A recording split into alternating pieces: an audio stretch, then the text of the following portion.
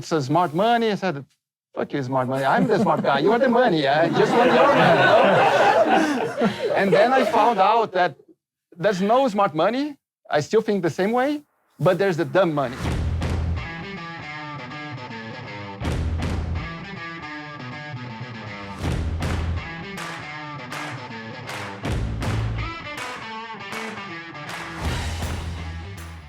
My name is Derek Hall. I'm the founder and CEO of Migos. And I'm also partners with the guy next to me, Miguel Burger-Calderon. I'll let him introduce himself, but thanks so much for being here. Tonight, we're going to talk about the relationship dynamic between founders and investors. And hopefully we can get into some of the conversations that are hard for most of us here, and break it down into how the best founders and the best investors kind of manage that relationship dynamic. As Derek just kind of said, I'm Miguel. We're partners at BFF, co-hosting this with BHub here. So thank you very much for having us. Thank you, Jorge. We're very proud finally investors in BHub after meeting for a long time and having many conversations. Cheers to that. Thank you. So me personally, I'll keep it very brief. I was fortunate enough to start 2 companies in the US. One was in digital media, the second was in data infrastructure, specifically data privacy. So automating compliance like LGBT here in Brazil, but mostly GDPR in Europe and CCPA in the US. I was fortunate enough to switch sides after very actively angel investing for over 10 years. And I've become very bullish over the last 2+ years in Latin America, specifically here in Brazil, as we saw a great opportunity for investing in early stage companies with our backgrounds, being former operators or still operators in Derek's case. We're very focused on investing in B2B SaaS, fintech, and data infrastructure. So we're always happy to speak to anyone, even if you're just at idea stage, thinking about starting something. It's never too early for us. Nice voice. Sorry now, guys. So I'm Patrick. I'm the founder of Ifood. And then I stayed a couple years at Neon Bank. And I started also Nomad Bank. It's not a bank, but it's for Belen that is here, we need to improve it, so it's a bank. And I'm a forest engineer, so very odd, different than most of the people in this area. And I'm here to answer questions and whatever. Miguel asked me to come. I'm not the guy that likes to speak, but since he's a very nice guy, I'm here. But hopefully you all get the chance to hear as Patrick has a lot of wisdom to share. He's very humble. Hello, everybody. Nice to meet you. And thank you, Miguel and Derek and Jorge for ever having us. My name is Belen. I'm here representing Thrive Capital. We're an investment firm out of New York City, investing really across stages, sectors, and geographies, but like Miguel, very bullish on Latin America and very excited to be here. Well, guys, I am Jorge from BHub. We are a back office as a service platform. The type of janitor, from the future, we handle like accounts payable, accounts receivable, bookkeeping, taxes, everything that you guys don't want to do. There is not product selling, growing your company. We're happy to handle that for you. And we're super happy to host you guys here and, share this stage with these amazing people just at our side. Hope you enjoy it, and afterwards we're going to have this happy hour with some good drinks and beer, and hope you enjoy it. And the ones that are willing to, we'll have our annual event tomorrow. If you guys are interested, happy to talk to you and provide you with a ticket if you want. Thank you. So Paul Graham from Y Combinator and Andrew Chen from Andreessen Horowitz talk about this period of time that 99% of startups go through, which they coined the trough of sorrow. So it's that point in time when you just raised a seed round, You promised your investors this big vision that you're going to go after. You got the headline in TechCrunch. Everything looks like it's going up and to the right.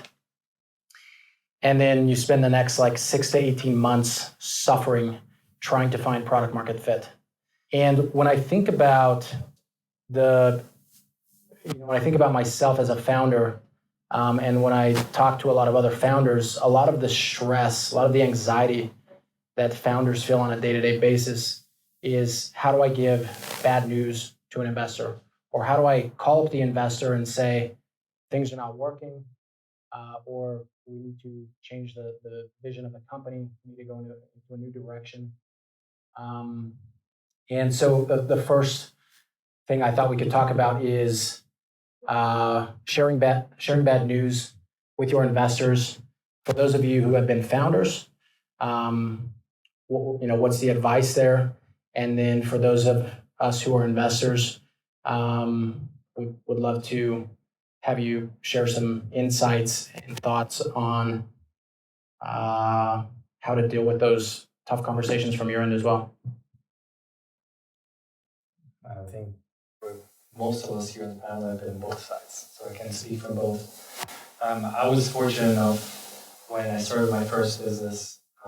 We had some terrible investors that caused us a lot of headache, but we also were fortunate enough to have some very good angel investors who were great mentors, and still until today, I consider them great people and sources to speak with.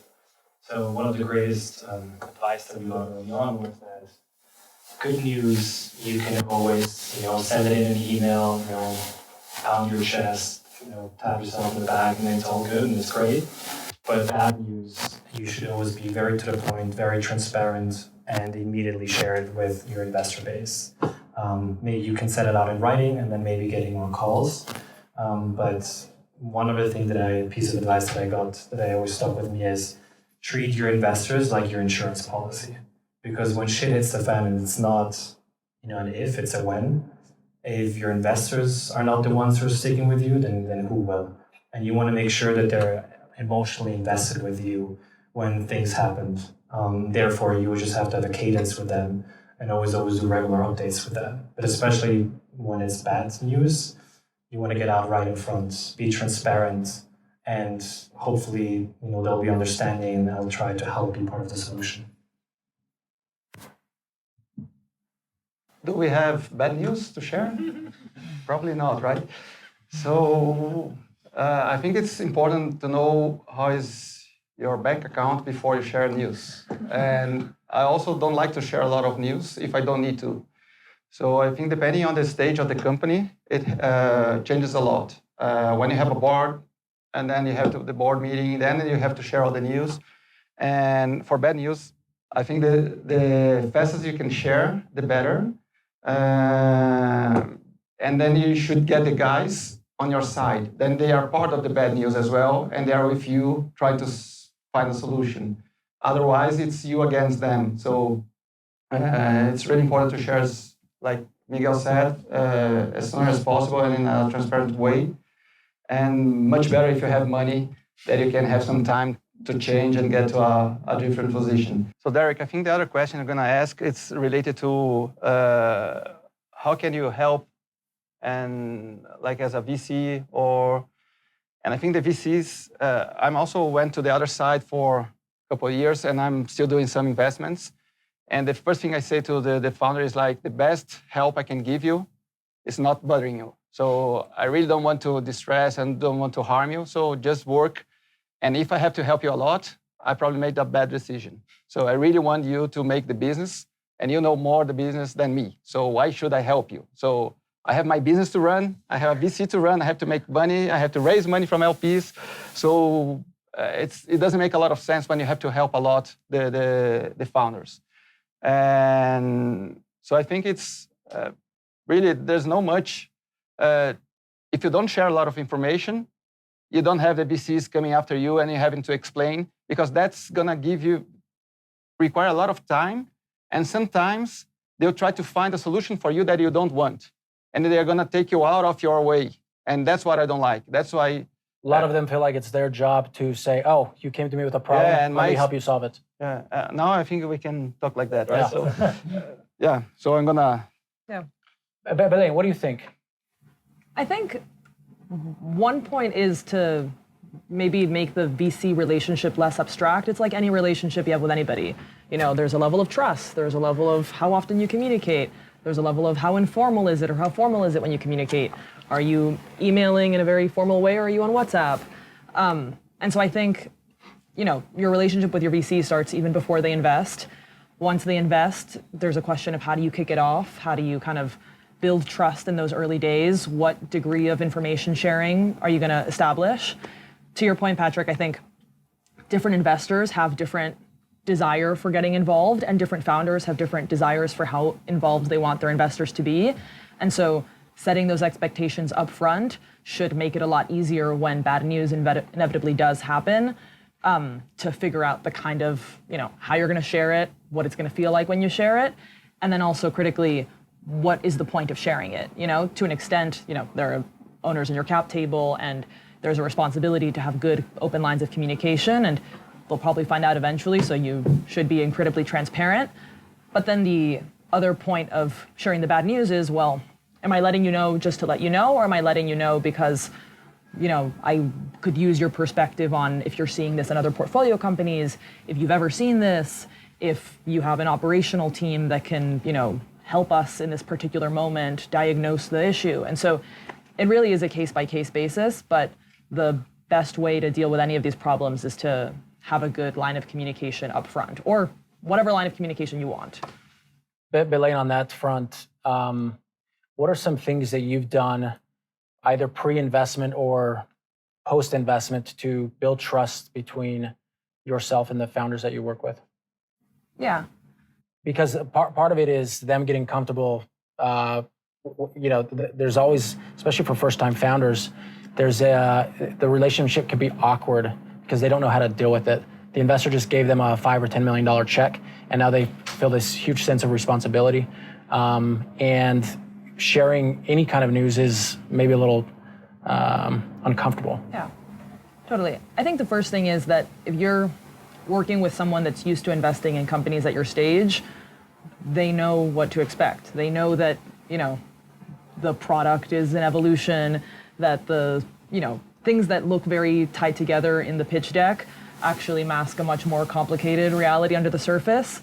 And they know this when they're investing. You know, they might have different styles as to how deeply they want to probe during the investment process. But I think first just kind of recognizing that everybody is at least implicitly on the same page about how complicated company building actually is just a helpful starting point. At Thrive, we're investing across stages from very early to very late. And I think one learning that comes from that is not only how complicated things are at the early stage, but how complicated they continue to be at late stages. And companies are ready for an IPO and, you know, their financials are all, you know, confusing and need extra help to get kind of cleaned up. And we're also helping incubate companies. And I think in those stages, you also see, you know, people have all these big ideas. It's difficult to get them off the ground. You don't really, everything that you're dreaming up, you know, with your peers in a Google Drive can manifest in a very different way once you actually take out to customers, et cetera. And so to get back to your original question, the first thing is just an understanding that your investors have seen companies at the earliest stages and they understand that there's going to be messiness. And then I think it's on both sides to build that trust. You know, I think on the investor, it's incumbent to not be a bad vibe when things are challenging. It's a great way to put it. And to not breathe down your neck, to, you know, to recognize that you have a lot of stuff on your plate, and getting back to you on being updated on, you know, every last thing is probably not the first priority that should be on your plate. And so I think that all just comes back down to the relationship of trust. And it's like you build any relationship of trust, you know, honesty and understanding and good energy. Jorge, you have an A-list group of investors on your cap table. This has all happened quite fast. How did you build those relationships early on, and how are things going now? Well, people ask me, oh, how did you manage to raise like 180 million reais with less than a year of a company? It actually took like 8 or 9 years. this is my third company. So I started right after I left Pinheiro Neto. I was 24 years old back then. And I founded my first company, was a peer-to-peer lending platform. We committed all the mistakes possible. I almost entered into bankruptcy several times. At one point, I was like 26 years old and I had like over 5 million reais in debt. And thanks God, and with the help of a few folks, we managed to turn things around, sold the companies. But it actually took me a lot of time to, actually build this trust. And I learned that there is like a symmetry of information, which is huge, especially given the fact that Brazilian VC ecosystem is rather young in comparison to the US. So I think now we're getting to a maturity point, a track record point that things are getting much easier. So the contracts are getting more standardized, the way for you to keep your investor posted. By the way, I do think that, like you said, it's sometimes, I do think that if you take into perspective, the time that a board member stays with a company and with an entrepreneur is actually longer than the average marriage time in the US, if I'm not mistaken. So it's like, it's a relationship built for long term. And I do think that for us as founders, we need to keep this trust, this transparency as we develop it. But one thing though, if I would recommend, is rather try not to create unreasonable expectations. For us, like no matter what, until the 5th business day, we'll send the investor update, no matter what. But we try to keep information on the input level, right? We do not try to say, oh, we're going to grow that much, etc. We try to keep that out of the report as much as possible, but we do keep them informed on the input and on the fact after the inputs that we perform. By doing that, I do think that we keep control of things that are with our control, and then we said, hey, we did that, and that was the effect. So this is the way for me to handle. I'm not like Patrick. Patrick's, come on, he knows what he's doing. So he has the better room to accommodate that on my side. I need it's to good be when they say that. I don't say anything. I don't think it's true, but it's okay. But Jorge, so you update your investors on a monthly basis? On a monthly basis. And what is the structure of that update, generally speaking? So, come on, we are janitors, like we said, so we do back office, so we need to give an example. So we always send that. That's why we send on a monthly basis, and we actually use that as a means for us to learn what is better. Because once we started, we showed like financials, but then the people were saying, yeah, but what is exactly this number that you are reporting? And then we learned on the go. But I do think that we have like a structure through which we present the financials with like an explanation of what we're showing there. And then we also provide some bullet points on the things that we concentrated efforts at. Some KPIs, they're important. We do have like 4 or 5 KPIs which are very important for the business. And we have some there's like lowlights and highlights during this period. But yeah, it's mostly straightforward. It's not. It's less storytelling, more reporting. It's really objective. We do bring a lot of financials because it's a heavy operational stuff what we do. So we do try to show that it's on the metrics. We try to be more on the data driven, like really objective. But we're learning. Continue to learn. I think the point on the inputs is a really interesting one, though, because unless it's some unexpected, catastrophic thing that's driving the bad news, oftentimes understanding just the inputs and you could understand top line revenue and how that's evolving, but maybe the composition of the revenue is changing, or the durability of it, or how much it costs to acquire it, or the concentration of the underlying customers. Like there's a million kind of more complicated things happening underneath the top line and happening at the inputs of your company. Is it all coming from a few top performers that are at risk of leaving, whatever it might be. And so trying to if you have the relationship with your investor, that's one of regular communication and updates, which isn't the case in every investor founder relationship. But if you do, having it at the level of the inputs feels like a very good idea that might lead to more visibility into the leading indicators of, success and of hiccups. Belen, what do you advise your founders to update you on a monthly basis, quarterly? Does it matter? Does it depend on the stage? Yeah, I think we ultimately let them choose. Obviously, depending on the stage, they might have different kind of, at a certain point, we start to expect regular board meetings. But I think the ideal that we're opting for is that we're just a phone call or a message away. And so, we're on some of the groups that we're in, we're just in a WhatsApp group, and they'll send, hey, this contract got signed, or hey, we're about to hire this person. Can you join for an interview, or can you join for a reference call? And so I think it's that kind of tight cadence that it might be in, every day for 2 weeks if there's a lot going on, or it might be nothing for 2 months if they're very heads down on something and just focused on executing. There's no hard and fast rule. I think it depends on your relationship. I think that's the most important thing. I think when we are talking about the early stage, and that's what I was mentioning here, it's really hard to report a lot of stuff. And you have normally a lot of investors, and you have the angel investors. And when they start giving information, they start thinking and giving a lot of advising and asking more questions. And then you start to work for them. And then it's really bad. And you have, like Belen was saying, you need to get a match between you and the investor, because otherwise it's not going to work.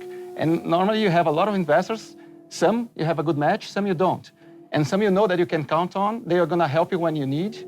And the others, they just want to be there bothering or talking to a friend that, oh, look at that, how much they grow in that. And also, there's a lot of information about the company that is not nice when you send away, because you don't know, you don't control the information anymore. So I think when you report, for me, the most important thing is to have the goals, because a lot of companies that report, they just send what they think is nice, right? So they want to make the investor happy. So, oh, look at that, it's growing. And in the other report, they change all the KPIs and send other stuff. And then, so first, I want those KPIs, and also want to know what was the expectation for you. So I think when you are after Series A or B, then it's a different game. Then you need to report, then you need to be serious, and you can do that only in the board meeting, because then it's the people that really are inside the company. But I saw a lot of people just over-promising and under-delivering. So I like what Jorge said, don't disappoint your investor. It's good when they see that you can perform, and they start to understand how you think, right? And what are you really, the relation, it's 1 year relation to get the money from a good investor. It takes a while, you need to go out, have some drinks, and then, because you need to really make sure it's gonna work. And then the reporting time, it's also important for that. So I think it depends a lot, but it's really important to have the goals, what was the planned, the goals, right, for the KPIs and how you are performing, and not changing that every month. You change everything, so then it's not time to report. How do you comfortably set goals at the early stages, or are you talking about the later stages when you actually know how the business is working? For us, we have goals every time, although it changes a lot. So I think it's important to have goals. And in iFood, it was very easy business because you have to order food. And there's 2 ways of doing that. You get new customers, or you have a better engagement, recurrency that it's improving. And we knew, in the beginning, it was 3.7 orders a year per user. And we knew the cost of acquiring a new customer. So it was really easy to plan. Very straightforward KPIs. Yes, and we were growing 9.5% every month. That's around 3x every year for many years. Old times, very easy, no money, no ups and downs, a lot of ups, and no competition. You had time to plan, to execute, and then when we got the competitors, the market changed, and that was really good for us because we were very well positioned, and the market started changing because we never imagined that people are going to download an app, install it, and make the onboarding and then order. It was much easier to just call, right? Call the call center we had. I want that and that. And then they know it was ordered. So a lot of things there. But I know in my experience, some of my investors, the relationship is very formal. We don't talk that often. Some of them, like Miguel, it's like we talk daily. It's WhatsApp. It's very informal. Come on, it's BFF Ventures. You're expected to do that. No ventures, just BFF. Yeah, is that the same for all of you guys and for the investors here as well? Some of your relationships are daily, WhatsApp, quick messages. But I don't know if you guys saw, like, last week, some of the messages between Elon Musk and his investors that he was raising capital for the Twitter deal, like, very informal. It was like, hey, Larry, we'd love to have you on the cap table. Count me in for $1 billion. Yeah. And Elon's response was, I think you should put at least 2. Okay. Like, that's how he raised $2 billion from Larry Ellison. Well, to George's point, he didn't do that in 2 minutes. It's a long-term relationship. That was a 30-year plan? That was a 30-year build-up to it. Yeah, there's definitely differences. Like any relationship between people. I think investing up front into figuring out what the dynamic is helpful. And then... Can you get too informal? Probably. I think it just depends on kind of the role that you want the investor to play in the company. And so some investors want to have more of an operational hand, some investors want to be more strategic, some investors, don't want to be that involved. It completely depends. And then one thing I would advise founders to do is to figure out kind of what's on the menu of options for an investor, because I think even a given investor that willingness or the capability to get any degree of involved, there can be kind of like a pull versus push dynamic of how much a founder is actually asking for. And so, I would say in general, don't be shy with your investor. Ask for what you want out of the relationship. And if it's not what the investor is kind of ready to give or not the investment format that they're used to, then you'll find that out. But generally, don't be shy about asking for any kind of support that you think would be valuable. I think that brings up a great point, though, that you should probably try and do that before you go into the marriage. Like we were just talking about it earlier as well. It just reminded me, is like we were thinking about, don't be shy as a founder. It's a two-way street. The same way that investors are diligencing the founders, you as the founders, you should also be diligencing the investors. And even before that, like one of the big things that I've been doing a lot with first-time founders is when, let's say it's a B2B payments company. And they say like, hey, I think I'm ready now to do a pre-seed or a seed round. I would love to speak, to these 30 different investors. And I look at the list, and within a minute, I already know that 10 of those I can take out because B2B payments is not part of their investment thesis. So I would highly encourage you to do that homework as well. And not just look at the firm, but also look at the partners. Try to come up with a robust list of people and firms that are in line with the way you think about how do you want to build your business. And to Belen's point as well, is like, there's all these different options on the menu. I guess if you're a repeat founder, you've already gone through that once before, so you already have a much better understanding. But even then, okay, I'm someone like Patrick. I've already done it a couple of times. I have a lot of experience. Like, I don't really need a lot of hands-on investors. Please just come and, I'm gracious enough to take your money and I'm going to build another rocket ship.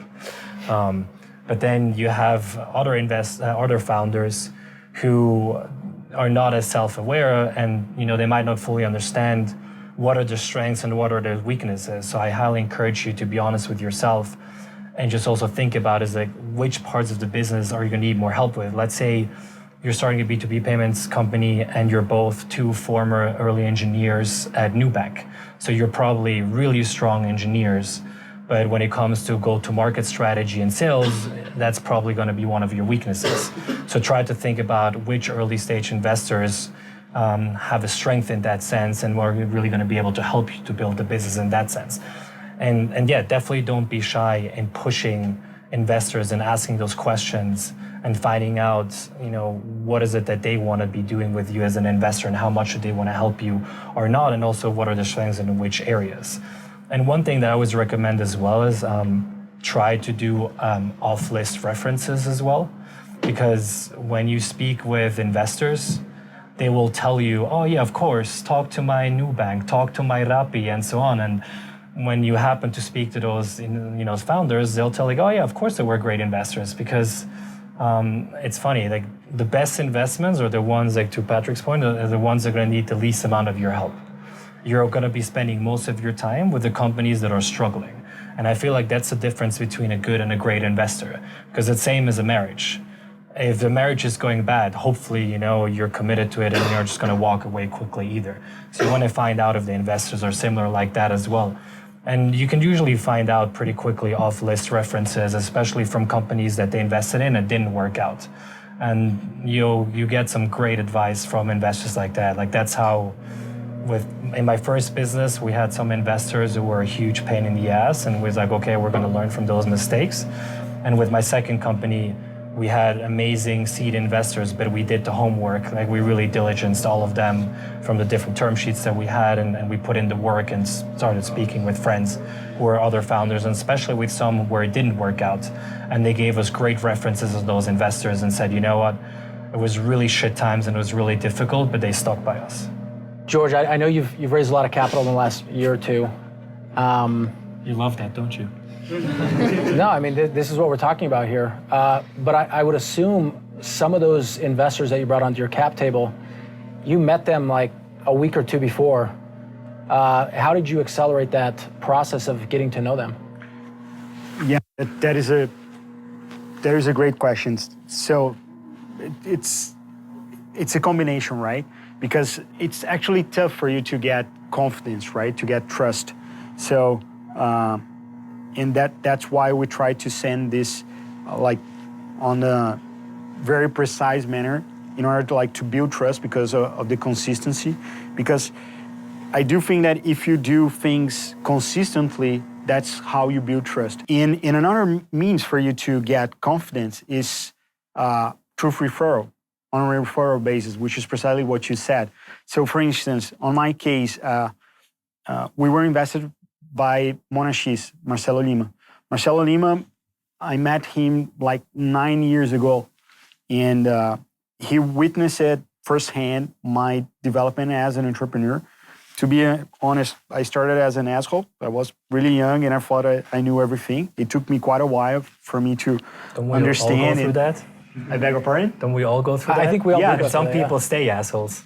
Yeah, precisely. So yeah, but he witnessed that, and he then built trust in us as founders, and then he invested, and then he started referring his network to us. That's how we met with Carlo, with you, and one thing is that, like you said, it's like a marriage. And I think if you start like really pushy, really like in this transactional means, I don't think that there is really a means for you to start with the right foot. I do try to meet with the person, try to see, if we have like a matching, because sometimes maybe a great investor, but we are not within, the range of the investment thesis or so on. So I try to get to the conversation with no sort of pressure, and then let's see if there is a match. Let's see. But I really try to just get to know the person, present our thesis, get some feedback, because I do think it takes a while for you to understand and for you to create a bond, because it's all about long term. VC is not something like really transactional based. It's come on, you're doing this for quite a while. We're like third company. It's all about relationship, and it takes a while. If you're there is a common say that people say that when you are asking for an investment, you get an advice. Yeah. When you ask for an advice, like you're not like asking for it, then eventually you get an investment. So I do think there's it makes sense. But Derek, I think most of the people here that wants to raise money, they are saying we are a little ahead, right? They just want the money. They don't care if it's the best VC or the second best, right? That's what they think right now. Yes. And then you get burned once or in twice. 12, 18 months from now, that's when they realize, shit, I shouldn't have accelerated so We fast. should discuss here what's a good VC, Yeah. because that's really important. What's a good VC? That's a good question. And a tough one to answer. But for me, I think there I are... guess everyone has their own definition. Yeah, let's try here. So I think it's not on this order, but one thing is like, you want a VC that it's doing VC for a long time, that knows what he's doing, because then he knows the rules, how it's going to work, if you need to ask for information, if you don't need to report, whatever, it's easy. It's going to give you standard terms. It's part of their what they do, right? So it's much, much, much easier. When you're starting, normally you get the second tier, and then you just go for them, and that's the money, and it's a little bit more money. I remember when I was raising for Ifood, I had 2 VCs in Brazil, only 2. One was Monashis. I sat in the table. It was a round table. I was asking for money, what I was doing, and the guy was Carlo Dalpuzo. And he said, okay, let's think. I was driving my green Clio 1.2 in Jundiaí, and then he called me. And I was very excited. The guy's gonna say what's gonna happen. We have 3 yellow flags. Fuck, what's a yellow flag? I want money or no money, valuation. And in the end was like, the cap table wasn't good. I didn't know what was a cap table, then I found out. Technology was outsourced, most of it, and the market wasn't huge enough. So I said, what? This is for Ifood? For Ifood, yes. It should be like 1 billion, and it looks like it's like half a billion. That's why it's a yellow flag, because it's almost there. So that's... And the valuation, because we already had somebody that was going to give 3 million reais for 30% of Ifood. And no, we can go probably half of that. And I said, but you need to be worried because it's a smart money. I said, fuck you, smart money. I'm the smart guy. You are the money. I just want your money. No? And then I found out that there's no smart money. I still think the same way, but there's the dumb money. That's the harm VCs that can make you not go ahead. So that's the thing you have to worry about. So one thing is the VC that knows what they are doing. Another thing I really appreciate is a VC where the people running the VC have been the other side. They operated before. They understand what you are going through. And that's really, really important. And I think that's why I can get a lot of angels talking to me, because they know, like, I can understand what the pains or what are going on there. And a lot of VCs, this nice guy from McKinsey, from Bain, from whatever, but he's just there like it's hard. No? And sometimes it doesn't match, because you want a guy that understands what's going on your head, that has been an asshole as you before, something like that. So it's important. So that's the second thing. And one thing that puts all together is the stamp, right? I believe most of you here are not here because of me, or because of Belen, because of Thrive, because that's the good stamp you want to get, right? It's a nice, because that's all, then you don't need to build relationship. You have all the like you said, the referrals. If you have a nice VC, and it took me, I don't know, 12 years to get Monashis for Nomad, because I got a no from them, right? Then for Nomad, I said, I just want your money. You want to put money in me? Yes, okay, then. So it was closed around. And so it's, if you have the stamp, if you have a good VC, then the other fund know, like, this guy knows what he's doing, knows the founder, knows how to do diligence or whatever. So it's much easier. So it's really important to find the best VCs. I don't think they're going to help you a lot. If they're doing so, it's a problem. But you need to have a good connection. And it's good when they have been on the other side or have this like good stamp to help you then. So Thanks, Patrick. Do you guys agree with Patrick? To a certain extent. I suffered that in my first company. So for instance, we started, I was 24 years old, and then, come on, I was so naive, and yeah, it was tough. But then, you know, we started receiving all of these checks. There was no such thing as safe. Back then, Yes. it was like convertible note, but with all of that clauses, which were very shady, very gray zone. And then my first company for 46 million reais. I was like 27. But then I actually received nothing in the beginning.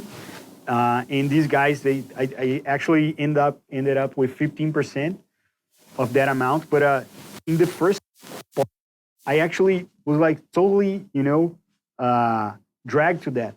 It wasn't even me that like, I was there, you know, working like crazy, and we got this amazing results for a company. It was like two years. We raised like 1.5 million reais, and we got an exit of 46 in like 19 months. And then, yeah, there was all of this like super preference shares, like 3x preference, liquidation preference, things like really crazy.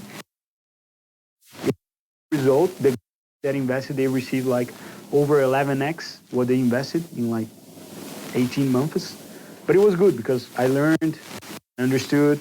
There was a time that I got to talk with all of the VCs, and the VCs said, hey, amazing what you're doing. Congratulations on the effort, but we are not going to invest because your cap table shit. It doesn't make any sense. Yeah. Then I learned, I got a little better. Still wasn't to raise from monoshis, but yeah, we raised from like good investors, but not so great.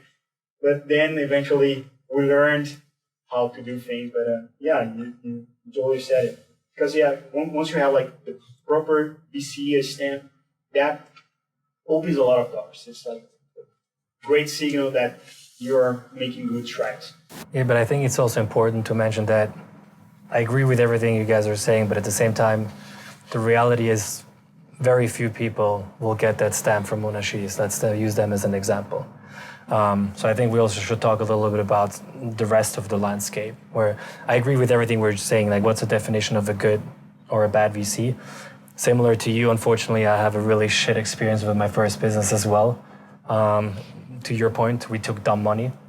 It wasn't even that we gave up too much of the business. It was more that we gave up board control, like right out of the gates.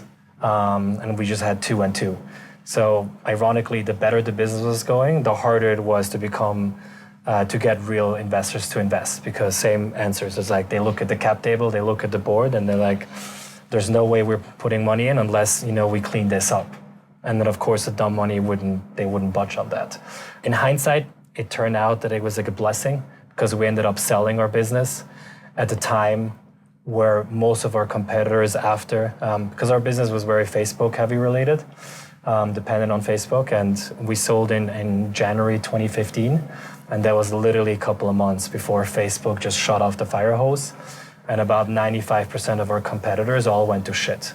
Like they had Lightspeed as lead investors and a bunch of other great investors. They all had to write off their investment, and we ended up getting a great return. We sold for 50 million and raised 2.5. Most of the money, like in your case, unfortunately, went to the investors as well. But to your point, you know, you live and you learn and you move on. But the point that I want to make is that, of course, you want to have the blue chip investors because it's great stamp of approval and will open other doors. But I do believe that it's not all just on that. Like with the second business, yes, we had great blue chip seed investors and then Series A investors. But we also picked, as I was saying before, like, you know, to your point, we also went through the extra work of finding VCs that were up and coming, that we got references on them. And some of them were former operators, some of them were great investors, but they were hungry. They were on their second or third fund. And if you have a healthy balance, I think it can work really well too. Because to your point, like all the great investors, they will only start interacting with you when you actually ask them for help, and don't get annoying unless you want their help. But we actually got some great help from the smaller and younger funds who still felt the need having to prove themselves. That when we asked them for help, some of them actually were much more helpful than some of the quote-unquote big blue stem funds. What kind of help is valuable as a founder? I mean, it really depends on what you're asking. I mean, for example, my second business was a highly technical business selling developer tools to engineering organizations. Customers were like Twitter, Twilio, and two other types. So in that case, we just wanted to have access to great CISOs and great privacy engineers, and be able to speak with them, learn from them. So some of these, smaller but more, I would say, more niche VCs who had really deep relationships in that ecosystem, they were actually the ones that were able to give us those introductions and help us to build that. Or in some cases when we were thinking about the strategy of our sales team, how we should think about building our sales team because it wasn't working as we would have liked to, they made some introductions to amazing enterprise SaaS sales leaders. Billy, go ahead, George. No, I was just going to comment on one thing that you said, because a good VC is the VC that makes you and your company more successful. In the beginning, and coming to that question earlier on, which was, what is your goal? If you're like early stage, everybody has a single goal, which is to find product market fit, right? And I do think that there are some investors that can help you with that. And I do think that if you are successful, if your company is doing great, even if you don't have the connections, there are good chances that you're going to find amazing VCs and amazing partners for you to even enhance even further your success. So I do think that in the beginning, it's all about product market fit. And if you get there, you're going to have options, either to sell your company, to bring amazing VCs. For instance, Pedro Conrad from Neon is a good friend of mine. He suffered everything within his journey, but he's made it through, and nowadays a unicorn. So I do think that if your company is doing well, if you find product market fit and you're building a good company, the chances are that somehow you're going to find a way. And if you have like amazing people with you on the trenches, I do think that this makes a ton of difference, because especially if you're starting up, I would love to have guys like really with me up in there in the beginning, because to be honest, I have no clue what I was doing, and it took me a while to learn. Yeah, I also think it's worth acknowledging incredible things like the community that you're clearly cultivating here, because even just hearing the experiences from kind of the trenches that the founders here have gone through, a lot of it, you should be getting advice from everybody in your community around you, other founders, angels, lawyers, et cetera, to help prepare you in these moments, because obviously a lot of the learnings are going to come through experience, but some of them, communities like this could help accelerate probably. Let's take some questions. Anybody have a question? Go ahead. Just like, when I raised from this fund that paid twice as much as Monashis for iFood, after 1 year, and when they approached us, like, oh, we are a very nice fund, we have a lot of money, and after you execute well, in next year, I said, okay, it's free money. Like, for me, 30%, take it, give me the money. Because before it was my own money making it, so it was a totally different time. After 1 year, we ran out of money, we are doing well, but they said, oh, we couldn't raise for our fund. I said, what is that? Like, I don't know, how does a VC operates? You have to raise money. I have to raise money. Oh, okay, now you have the LPs. So that's a true story, right? I didn't know anything about it. So I said, okay, so what should I do? No, you need to look somewhere else, because we don't have more money. So I went out looking for money. Then I got got money from Movili.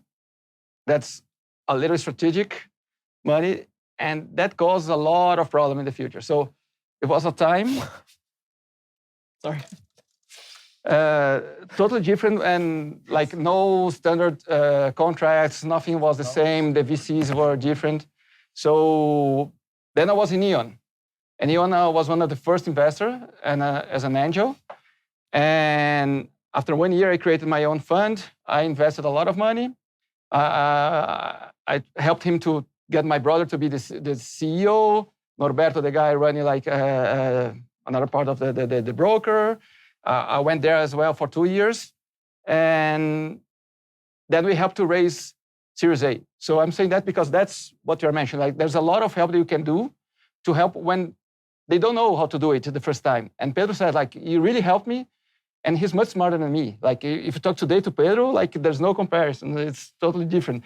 And then we raised the best Series A of Brazil. And it was all over the news. Next day was a Friday morning. I was 6 o'clock in the morning. I got my phone. It was Pedro. It's over. Game over. What's going on? No, the central bank intervened, shut down the bank. It's over. I said, no, take it easy. And then I went back to São Paulo, and then we negotiated with the other bank, and we were able to go live on Monday. So we said we died on a Friday, and we whatever on a Monday. Or another thing was do like Neon, change our bank. So I think to the point of Miguel, there's a lot of things, and today it's different. Like an entrepreneur today, it's very different than it was before. And there's a lot of it's a lot of specialization in different areas, and sometimes you need somebody to help with that. And in the very early stage, you should not get money from a good VC, because you should get money from people that can really help you. And then normally, like a small VC, the guy that is going to be very close to you is going to help you to do the strategic, to raise the money on a Series A or whatever from the best VCs. So don't waste a lot of time getting money. If you can wait a little bit, and then you can have the angels or small VCs that can really help. Belen, we talked about. And I'm just here because of him. So I was just going to say, I did not pay him for this. This is not an ad, but thank you. I think he was very happy when I said the other things. No, not at all. Belen, we talked about having that stamp of approval, what that means for a startup. Thrive Capital's one of the top tier firms that can definitely give that stamp of approval to companies. How do you think about that and other ways that you and your team like to add value to the companies that you work with? Yeah. I think Thrive likes to take, and anybody who's had a pitch meeting with me has heard me say this, but a pretty high conviction, high concentration approach. And I think there's lots of different ways to kind of create an investment portfolio. And it can make a lot of sense to be very diversified and exposed to a sector or an industry or anything. Thrive's approach is that we want to have a very product-first lens, and we want to be partners for a very long time. Ever since you said that comment about board relationships lasting longer than a U.S. marriage, I'm wondering how long Brazilian marriages last, by contrast. I don't have the data. It's more than the U.S., I think. The divorce in the U.S. is much higher than in Brazil, I think. Interesting. Well, probably for a later conversation. But We'll check the data and get back to you. But yeah, I think we want to be partners for a very long time. For us, that also means that we want to be pretty hands-on. And so our investment team is 10 people, but we have an operational team that's 20 people and growing. And it includes some people that worked at McKinsey and are crushers at doing research and doing market analysis and helping you figure out your market sizing and helping you calculate your unit economics and do your cohort retention and all that kind of very detailed stuff. It includes people that were, CFOs at tech companies that can help you figure out how to best manage your finances. It includes people that are very good at data science that are, working with the data teams at our portfolio companies and getting live stream of data and looking at it from an outside-in perspective to try to give different interpretation and different analysis. Now, to Patrick's point, we're not going to make or break the success of our portfolio companies, but we think that what we can try to do is have a very strategic outside-in perspective that on specific areas of development or in identifying specific new opportunities or in helping through a moment of crisis or strategic orientation, we can actually add value. And I think the other part of it is, we try to only invest where we think that we actually have a perspective or can be value additive in some way. Because I think, there's the question of capital and how much of it do you have, but the other resource that is more limited if you can raise capital is your time. It's the same for you as it is for the investors. And so anyway, we think of adding value in those specific ways beyond the kind of stamp of approval. But I would also echo, I think, the point you've made, Miguel, about, having investors that can add that stamp of approval, but that on the flip side are hungry and that want to work for you and want to win with you is equally important. And I think in general, some of the framing of this conversation that started with, how do you give bad news, et cetera, frames the relationship as potentially more tense than it needs to be. Like, at the end of the day, they're on the same side as you, and their success is your success and your success is their success. And what everybody wants is for the company to be, a massive kind of success and exciting outcome.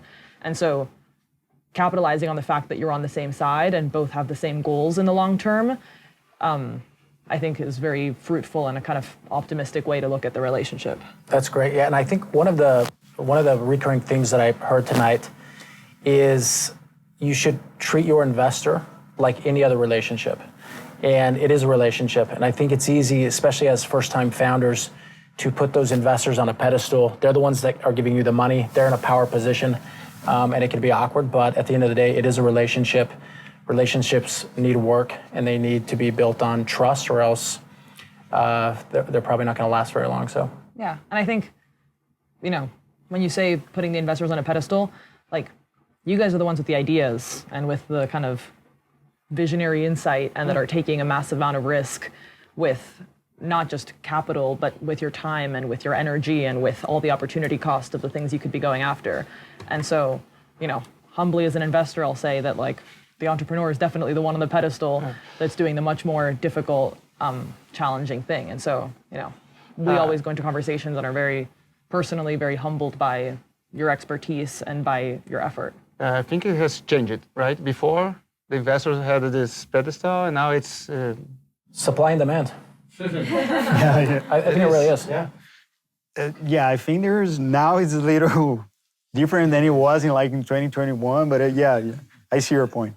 But one thing that is interesting about what you said is that it actually goes both ways, because when you're talking to a VC and you haven't raised yet, there's a huge asymmetry information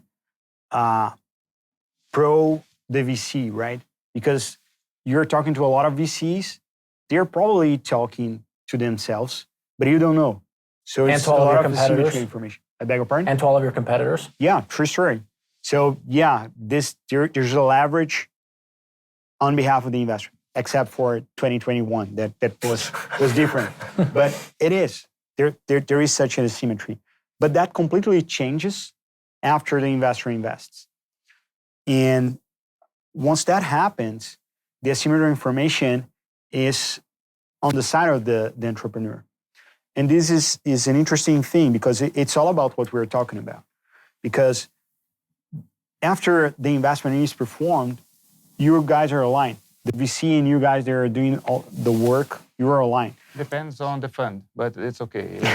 Normally, yes. Yeah, but let's consider that we have good VCs around. They consider themselves very good VCs, but that's okay too. True story. But then I do think that, yes, it's all about building a relationship and trying to, have a healthy one in order for you guys, because in the end of the day, you guys are at least aligned in the sense that you are together with the purpose of building a great company, because that's how you are going to extract value from that, and the VCs are going to also get value of that and generate value for the LPs, and then eventually you're going to invest, become an angel investor like you. So I do think that it's important always for the entrepreneur to bear this in mind, this asymmetry of information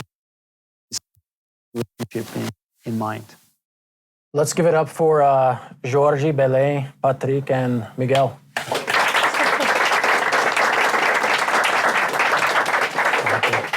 Let's go have drinks, and we can do informal Q&A as we hang out. Thanks, everybody. Yeah, go ahead. Ask Belen an advice? Please. No, it's just a joke.